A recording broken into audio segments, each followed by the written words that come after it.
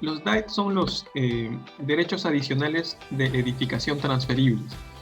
Son un ejemplo, ¿no?, de instrumento de financiamiento urbano, se le llama en la ley, digamos, uno de esos, de ese conjunto grande de instrumentos que hay junto con la participación, junto con el reajuste de suelo, las bonificaciones. Uno es los DAET, que es básicamente la idea de que eh, bajo el esquema de la ley y también de la política, lo que hace un rato hablábamos, ¿no? Hay una idea de que haya más posibilidades de inversión inmobiliaria a través de la densificación de la ciudad, es decir, donde antes se construía solamente viviendas unifamiliares, ¿no?, de un piso o dos pisos, pueda cada vez aprovecharse mejor viviendas que tienen una accesibilidad adecuada a avenidas grandes, a estaciones del metro de Lima, ¿no?, o a parques, y que pueda construirse cada vez de manera más densa, de manera más eficiente. Y ese proceso de ir creciendo de una manera más vertical, como hacen otras ciudades grandes a nivel internacional, eso es algo que va a ir sucediendo, especialmente en las ciudades grandes en el país, tal vez en Lima, en Arequipa, en Trujillo, en Cusco, ¿no? Como parte de ese proceso, lo que establece la ley es que hay una suerte de mecanismo que hace conjugar los intereses de todos, de la municipalidad, de la ciudadanía y del ámbito empresarial. Es decir, el ámbito empresarial quiere construir más alto, ¿no? Y esta ley, con los instrumentos que luego las municipalidades aplicarán, se lo va a permitir, ¿no? La municipalidad quiere que eso genere algún tipo de beneficio para la municipalidad, y lo que hace es, la ley es, sí, se permite construir más alto, pero cuando uno va pudiendo construir más alto, tiene que aportar con determinados beneficios a la ciudad, ¿no?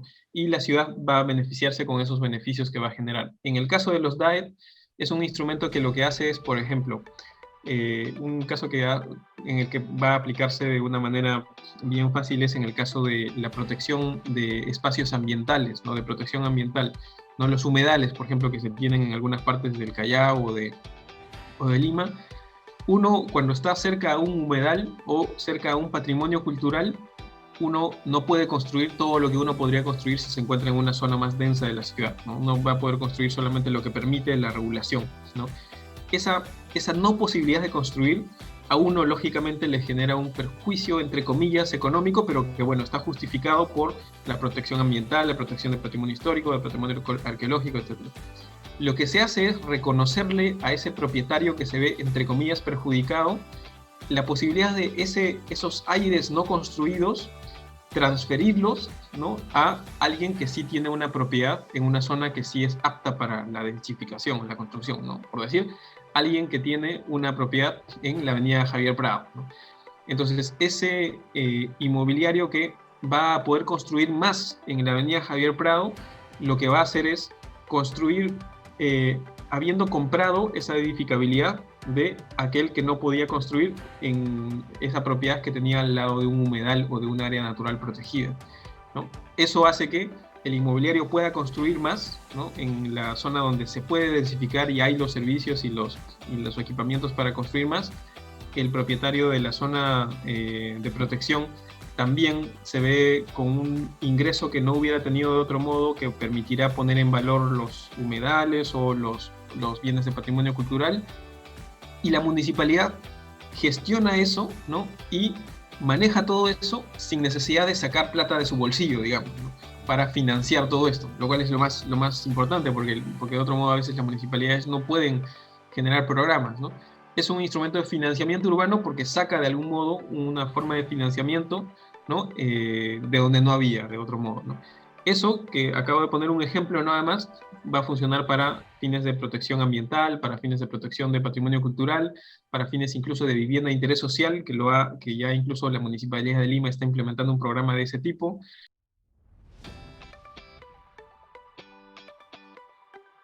Sí, exacto. Digamos, ahí ya ese es el tipo de cosas que van a ir entrando en el reglamento y también en los planes de desarrollo urbano de cada ciudad, ¿no? Porque cada ciudad tiene una lógica distinta, pero más o menos va a ser así. Digamos, por ejemplo, hay una zona que anteriormente creció tal vez como un asentamiento informal, y en ese caso solo hay casas, digamos, de un piso o dos pisos, y ahora ahí hay, no sé, una estación del metro o una avenida suficientemente grande con un transporte público, con parques y jardines, etcétera, ¿no? Y ahí hay un potencial de lo que inicialmente ahí tenía, por decir, una zonificación de residencial densidad media, con alturas hasta 2-3 pisos, ahora va a poder construirse tal vez hasta 5, 6, 7 pisos, ¿no? Entonces, ahí el esquema va a ser que esos pisos adicionales que van a aparecer, ¿no? Ahora de poder construir 3 pisos a poder construir 5 o 6 pisos, ¿no? Esos son los que entran a el esquema de los DAE, ¿no? Que es, esos pisos adicionales se permiten construir siempre que hayas adquirido los DAE de una zona de protección ambiental o una zona de protección cultural, ¿no? Pero siempre hay un límite, ¿no? Siempre hay un límite de altura o un límite de coeficiente de edificación, que es lo que ahora tiene la Ley de Desarrollo Urbano Sostenible también.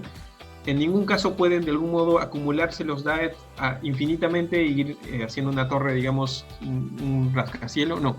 Siempre tiene tal vez un límite que uno puede construir automáticamente, y habrá en este proceso de densificación de las ciudades un límite máximo para utilizarlo con DAET o como bonificaciones o con otros de esos mecanismos. Entonces también tendrá un límite. Ahora, ¿cuál límite debe establecerse?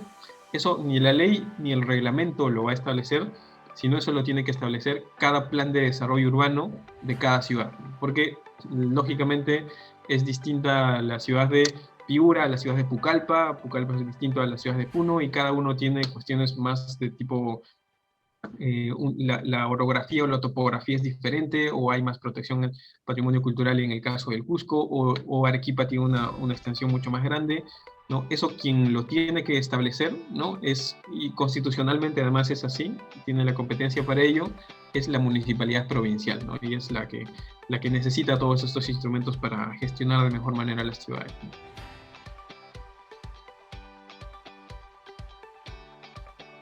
Lo que tiene la ley es algunas normas sobre vivienda de interés social, aunque no todas, porque eso también tiene sus propias normativas, la de los bonos y de la política de vivienda, tiene, digamos, otra normativa que no es solamente la Ley de Desarrollo Urbano Sostenible, pero tiene sí lo que es una definición de la vivienda de interés social, que desde hace años había sido un problema determinar qué cosa es vivienda de interés social.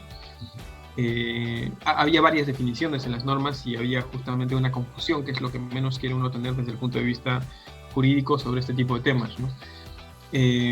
Lo que establece la ley es que la vivienda de interés social es aquella vivienda que el Estado apoya de alguna manera, ¿no? A través de bonos, subsidios, a través de garantías, de préstamos como con el crédito Mi Vivienda, ¿no?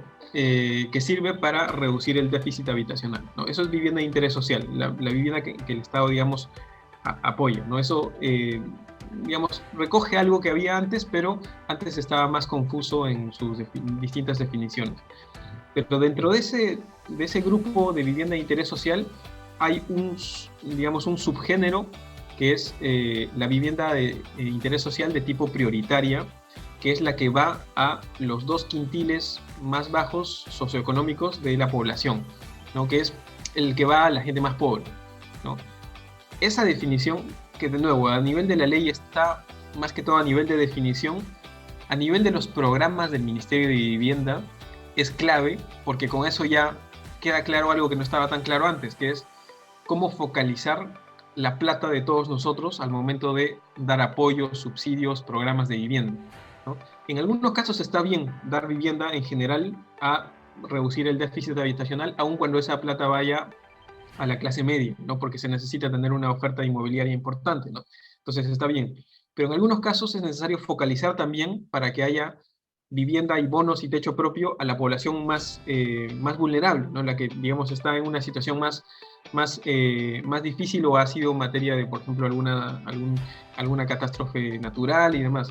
Esa focalización requería de esa definición, ¿no? Entonces eso es lo que tiene la ley. Y lo otro que tiene la ley es este planteamiento que les decía antes, ¿no? Antes de la Política Nacional de Vivienda y Urbanismo, había un Plan Nacional de Vivienda y un Plan Nacional de Desarrollo Urbano. Y eran 2 planes, 2 políticas separadas. Ahora lo que tiene la ley y la política es una sola, es una Política Nacional de Vivienda y Urbanismo. ¿Por qué? Porque, digamos, si uno quiere resolver el problema de la planificación de las ciudades, uno nunca lo va a poder hacer solo planificando si uno sabe que lo que genera el crecimiento informal es la demanda de vivienda barata, ¿no? Si eso está en otro plan, nunca va a funcionar con una política nacional de solamente urbanismo. Y lo mismo, la vivienda no se puede hablar en abstracto, sino siempre se tiene que hablar en su localización dentro de una ciudad, ¿no? Y dentro de los instrumentos de gestión del suelo. Entonces, por eso es que, aunque la Ley de Desarrollo Urbano Sostenible toca más que todo desarrollo urbano, el tema de vivienda está ahí metido, ¿no? Relacionado a todo esto porque está completamente relacionado el uno con el otro, ¿no?